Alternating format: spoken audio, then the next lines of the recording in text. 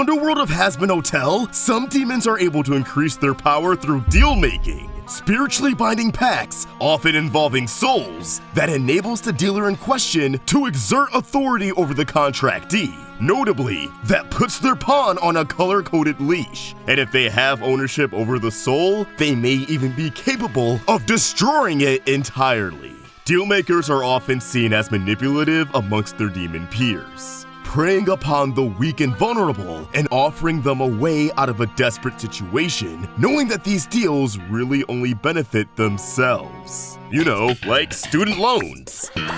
Deals come in many different forms, from contracts to verbal agreements to the classic handshake. Hey, you're not in the show, Bill. Haven't you had enough cameos? Anyways, with Season 1 of Hazbin Hotel wrapped up, I wanted to run down the list of every deal we're aware of by the end of Season 1 and give insight around each of them, what both parties got out of their deals, and which deals will come back into play later on in the story. How many deals does Alastor have with the hotel homies? And what did Lilith's deal with Adam really entail? We're going to dive into these questions and more after you hit that like button and subscribe to the channel with notifications on so you never miss a Hazbin video, baby! Please? Also check out Toon Drip and grab some merch. Link in the description.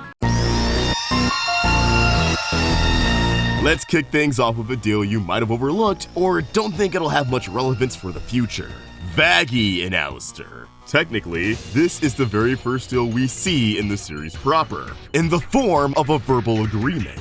As Vaggie struggles with production of the hotel commercial, Alastor extends a helping hand by striking a deal. Specifically, Alastor takes the reins with the commercial, and in exchange, Vaggie never asks him to be involved with television ever again.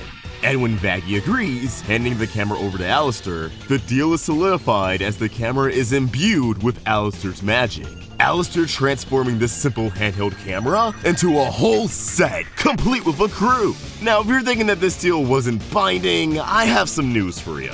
While it isn't soul binding, VivziePop clarified on Twitter that unless he says the deal is for someone's soul, it's just a deal for the terms stated. But it still has that demon pact power, implying that this deal can still be violated in the future. And if it is, it may have some serious ramifications. With the V's plotting to make their move, now that there's a power vacuum in hell, I could see Vox targeting the Hazbin Hotel, which could lead to Charlie and Vaggie asking Alastor for assistance in combating him.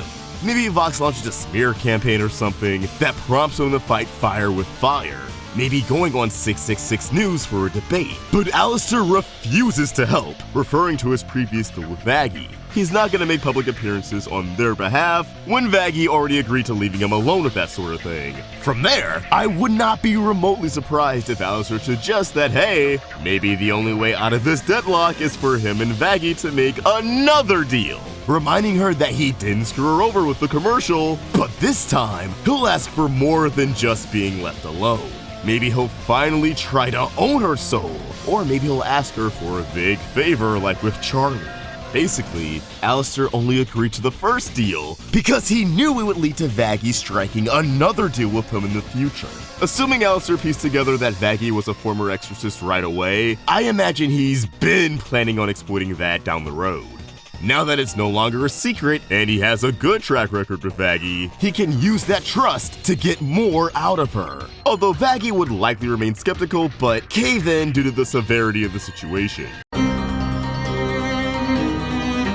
Moving on to a deal we've been aware of since the pilot, we have Husk and Alastor. A deal struck prior to the start of the story that stripped Husk of his overlord status. We can assume Husk's finesse at gambling is what elevated him to the top and caused him to come crashing down. I could see him becoming an overlord by gambling souls, something that worked out for him until he began owing souls. As when he confides in Angel Dust, the visual component of his story insinuates that he got into some sort of debt-related trouble, so he turned to Alastor. Perhaps he believed Alastor would provide him with compensation, maybe a place to stay, or protection from other overlords. We're probably not gonna find out until Season 2. But either way, it seems like Husk didn't strike a formal deal with Alastor, but instead, the two wagered a bet. So there's another method to deal making.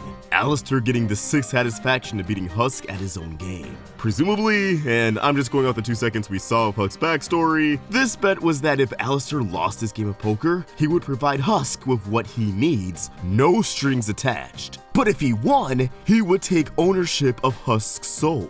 Clearly, Husk got his ass whooped in that game. Alastor has treated Husk like a pet ever since, keeping a close eye on him and constantly reminding the cat of the power he holds over him. Their arrangement also seems to give Husk insight into Alastor's more protected secrets, as he's aware that Alastor himself is in a deal and seems to know who that deal is with. Don't remind Alastor of that though. Judging from how Husk is introduced in the pilot, it seems like Alastor generally gave him free will, or the facade of free will, until he had a task for him, as Husk was in the middle of a game when Alastor summons him, being able to do so as he owns Husk's soul.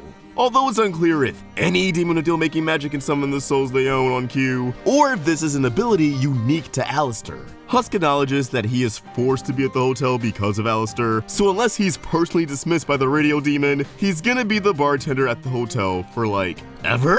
Something that Charlie should probably question later in the show. Husk is allowed to have a social life outside of the hotel, but it probably comes down to the fact that if he tried running away, all Al has to do is snap his fingers and poof, Husk is back. Given that this deal was in the form of a bet, we have no clue if there's any way for Husk to break it, outside of Alastor kicking the bucket, something Husk thought he got for a moment, only to be quickly disappointed when Alastor joined in their big finale song. Better luck next time, bud! So I know what you're thinking. When the hell did they say Nifty made a deal with Alastor? Well, they didn't state it directly in the show, but it's strongly alluded to. Like Sam Sulek strong. When Vaggie talks about Alastor and his history with overlords in the pilot, there are silhouettes of both Husk and Nifty around him. Coupled with the fact Alastor brings her in when staffing up for the hotel, we can make the reasonable assumption that Nifty is an ex-overlord. There's so much mystery and intrigue around her character, and the only two people who seem to know her deal are very tight-lipped about it. Husk only says that we don't want to know what her deal is, but you're wrong, Keith David. I do want to know. I really do. What's interesting is that unlike Husk, Nifty doesn't seem to resent her deal with Alastor at all. In fact, she seems to be a lot more comfortable with him than other characters, and vice versa. Alastor confided in her that he actually liked the crew. Think about that. Alastor opened up to someone about genuine emotion. That's wild. If I had to guess, the two probably bonded over their mutual bloodlust, you know, their affinity for killing things. And honestly, I wouldn't be surprised if Nifty looks up to Alastor and viewed striking a deal with him and being attached to the hip as an honor. He's also the only one she routinely calls Sir. It is worth considering that since she isn't the sharpest tool in the shed, it's also very likely that she's just kinda, unaware of the gravity that comes with her deal with Alastor. She hasn't really processed what him owning her soul really means. Because at the end of the day, she's just about the vibes, so long as the vibes are chaotic. The circumstances around her deal with Alastor will probably come to light when we learn her backstory. Alastor clearly saw enough value in her to want to own her soul, while I assume she must have been in a shitty situation of her own, so I'm really curious to see what brought them together down the road. If you got any theories about it, sound off in the comments.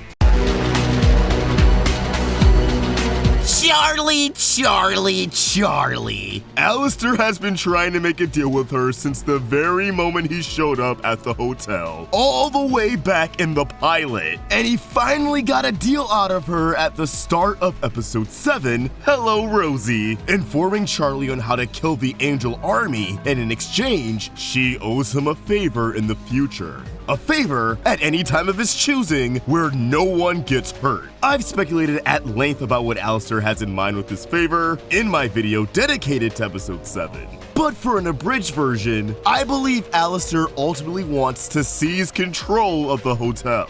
He's been responsible for so much of the hotel already, from the rebrand to the staff to the commercials. All he's really lacking is true ownership of it. With the hotel stopping the extermination and providing the only surefire way into heaven, it may become the most valuable, powerful place in hell. So it makes sense that Alastor, in his quest for the title of Hell's Puppet Master, would want to acquire it and use its influence to control the underworld as a whole. Or maybe Charlie's the key to usurping Lucifer and Lilith, allowing Alastor to take the throne for himself. Either way, the Princess of Hell owing you a favor is some serious political power. Maybe Alastor didn't know what he'll use this favor for, just that he had to have it in his back pocket. And for all we know, Charlie refusing to fulfill her end of the bargain may result in something worse than if she went through with it in the first place. Also, wow, a pact with Charlie has some weight to it. It's so powerful that it creates cracks in the ceiling. Really makes me wonder if just making deals increases Alastor's power, regardless of if the deal is for a soul or not. Next up is probably the most heartbreaking deal of the bunch, as it feels like it's the most grounded in reality. Angel Dust and Valentino. Valentino is someone who executes deals in the form of contracts, legal name and everything.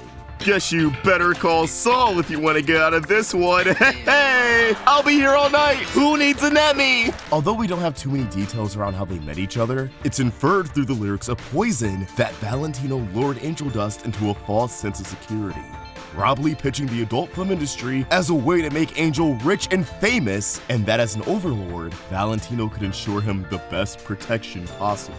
I imagine Angel Dust was at the lowest point of his life. As we don't know if he's on speaking terms with his brother, Arachnus, Angel had no one else to turn to. So he ignored all the red flags and embraced Valentino, letting himself be smooth-talked into a toxic relationship. In exchange for Angel Dust's talents, Valentino has full control over not just his soul, but his autonomy, taking full advantage of him, forcing him to do shoots all day, and laying his hands on him whenever he feels disrespected. It's a really rough deal. In spite of all of this, Valentino's contract with Angel Dust does highlight how loopholes can exist within deals, as it states that Valentino only has control over Angel Dust in the studio. Outside of the studio, there's nothing he can do to him or his friends. This leads me to believe that a vague verbal agreement or handshake is a lot more favorable for the deal maker in question, as when there's nothing in writing, it's easier to fuck over whoever you're making a deal with. And that since it's a contract, it could probably be terminated by Valentino if he desired. The existence of loopholes within deals is notable, as it's something Alastor is desperately searching for as he wants a way out of his deal. Speaking of which, alluded to throughout the first season, Alastor has a master who is shrouded in mystery. Someone who has him on a leash that he'd do anything to get off of. Really makes the way he treats Husk feel like projection, don't it? The popular theory, and one that I subscribe to, is that Alastor's master is Lilith. After all, they were both missing for 7 years. Alastor showed up to the hotel after Charlie tried calling her mom in the pilot, and it makes sense that Alastor, wanting to be someone who pulls all the strings, would try to strike a deal with the Queen of Hell, aiming to possess her soul only for her to pull an Uno reverse card and own his instead. She tricked the trickster. Checks out to me, Lilith hates subservience. It's kind of the whole reason why she left Adam. However, Lilith isn't the only suspect, as more fans are now raising an eyebrow at Eve. We know she has a role in this story, but has largely remained a mystery, not even being mentioned in season 1 outside of the prologue. Not only would this be a great subversion, as we'd be too focused on the mutual 7-year absence to consider another suspect, but it makes sense that Eve would want to dethrone Lilith. As Sarcastic Chorus pointed out, Lilith was there when Eve ate the apple, so she could have felt like Adam's ex-wife set her up, and I do think Lilith could have influenced this decision. I'd also wager that Eve may have sent Alastor to the hotel, and that as the radio demon, he's able to intercept phone calls and thus knew when Charlie was reaching out to her mom for help. He was lurking around town in the pilot before Charlie made that call. Since Lilith is coming back to Hell in order to help sort things out with Charlie, maybe Eve wants the hotel to succeed because she knew it forced Lilith out of hiding. There's definitely something fishy going on here. Also, with all three parties being notable demons amongst Hell, assuming Eve is in Hell, it makes me wonder if all three of them had the ability to make deals. And if so, who offered the deal to who? Just some food for thought. And all of this brings us back to where it all started, Adam and Lilith. In the final moments of Season 1, it's revealed to the audience that Lilith struck a deal with Adam, one that allowed her to lay low in heaven for the past 7 years, while hell goes to shit. And this is how we learn that, as of now, the only way to get out of a deal is if one of the parties die. Although we know how Lilith benefited from this deal, we still don't know what Adam got out of it. But that doesn't mean there are any clues. For starters, it definitely has something to do with the extermination. Maybe Lilith could have conspired with Adam and gave him the green light to target sinners in the first place. But according to Lu, it was Lucifer who pardoned Hellborn from the exterminations. However, at the end of episode 1, Adam seemed pretty confident that he would be able to kill not just sinners, but demonkind as a whole in the next extermination, defying their previous agreement. And this seemed like something he didn't want Hell catching on to. Now you could argue this was about heaven as a whole, but it seemed like Sarah was the only one outside of the Exorcist army who knew about the exterminations in the first place. I really do think he was referring to Hell catching on to his plan to commit genocide and reduce the population to 0. I could see Lilith recognizing that trying to combat the exterminations was a losing battle, feeling powerless to stop it, and failing to keep Hell together as its inhabitants grew more unhinged with every extermination. So she made a deal with Adam, requesting for her and Charlie's safety in heaven, and in exchange, Adam gets to kill everyone in Hell. Dark if true. And something that would completely crush Charlie, as she idolizes her mom and cares deeply for her people. The fact that her mom is supposed to come down and pretty much pump the brakes in her dreams is going to be pretty devastating to watch. But there you have it, every deal in Hazbin Hotel so far. If you learned anything, I hope it's that you shouldn't make deals with demons under any circumstances, because it's probably just gonna end horribly for everyone. But with all that being said, what are your thoughts? Were there any deals that we missed? Let us know in the comments down below, and keep the conversation going over on Twitter and Instagram at AwestruckVox and at Roundtable Vids. Check out Toondrip for some dope cartoon merch, and if you enjoyed this video, please throw it a like, and subscribe to the Roundtable for more great Hazbin Hotel content. Thank you for watching, hope you have a dope day, and I'll see you next time. Peace!